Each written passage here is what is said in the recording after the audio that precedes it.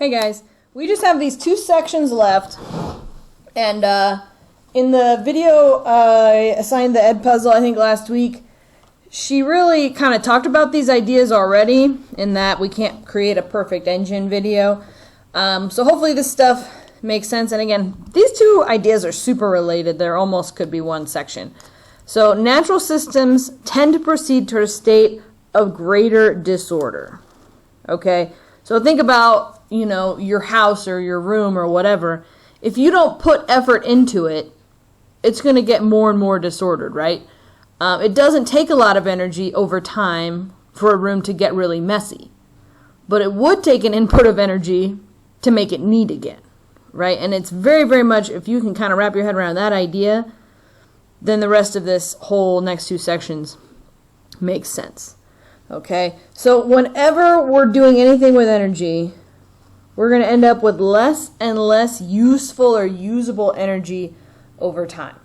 All right, so basically we're saying the amount of energy that we can really do stuff with decreases because we're always using it, and some of it is being wasted, some of it is being lost, and we may or may not be able to recover it like ever again. Okay, so in their example, organized energy, right, which is kind of stored and we can really do stuff with it, goes into electric lights and then degenerates to heat energy. So a little bit of heat energy, even in the good light bulbs, the high efficiency ones, is lost as heat. And we're not going to be able to capture that heat and turn it back into electricity. It's lost. Okay. We can sometimes capture some of that lost energy, but we have to spend energy to get it back. Okay, so we can recover energy, but we have to spend energy to get it back. So it's kind of like, is it worth it? Do we get more energy back than we put into getting it back? And the answer is no. Okay, so the real take-home message here is that in all the universe, okay, we have a tendency towards disorder. Okay, and this section 24.7 is just kind of giving that a word, and that word is entropy. So again, we're still kind of thinking about that second law of thermodynamics. That said, I don't want to say it quite differently. Heat always goes from hot to cold.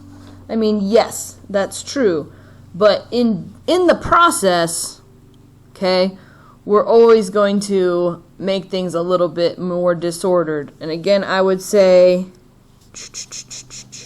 unless energy is added.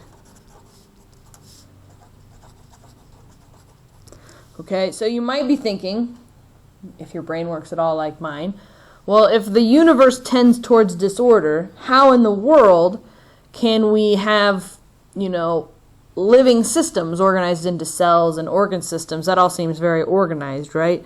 Or how in the world can we build a building with all these different parts and electrical circuits and things like that? That seems very organized, right?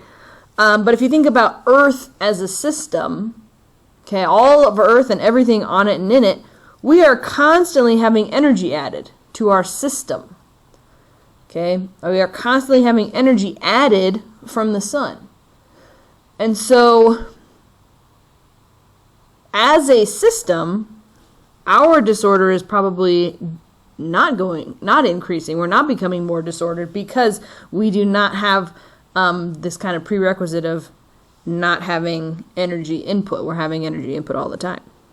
Okay, but according to the second law of thermodynamics, in the long run, the entropy of a system always increases for natural processes, and I would again add unless energy is added. So we have this word entropy. That's just kind of a measure of the disorder. So I think this was maybe one of my college professors used this analogy. If I have a jar of marbles sitting on the table, okay, it would take very, very, very little energy for that to become very, very disordered in a very short amount of time. I just have to bump into it. All of a sudden, the jar of marbles spills. There's marbles everywhere. We have a much more disordered system. Okay, so to go from organized to more disorganized or unorganized, I don't know, disorganized sounds kind of wrong, but it doesn't take a lot of energy. It's natural, gravity is all we needed for that to happen, basically, right? But if I wanted to do the reverse, if I wanted to pick up all those marbles, find all those marbles, and put them back into the jar, that would take a big input of energy to do that, right? So think about this. When there's work input, again, as in living organisms, we constantly have energy input when we eat stuff. Entropy decreases. We can get more organized at times. Okay? So all things from bacteria to trees to human beings, we extract energy. Is a living system. Organisms are constantly taking in energy to get more organized. But, okay, this order in life is maintained by increasing entropy elsewhere. Okay, so if Earth's able to take in energy, and as a system, potentially you could say we become more organized, where is the entropy increasing? If for the universe it has to increase, we're taking energy from the sun, we're taking energy from that, so it's going to become less stable, more disorganized.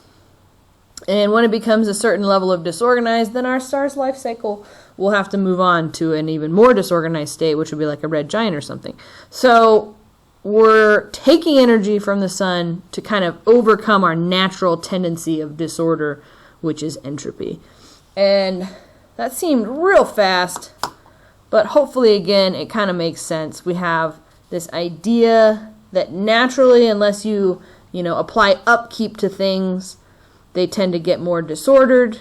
It takes energy to reorganize. It takes energy to make things less disordered. And then entropy is just kind of the name we put on that disorder.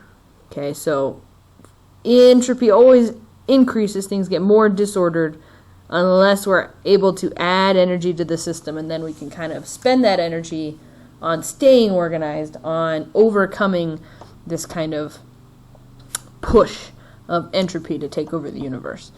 All right, well, that is the end of that thermodynamics unit. We just have one question set left, and we'll try and do a couple of videos of the things that I think are really neat, and we'll be done.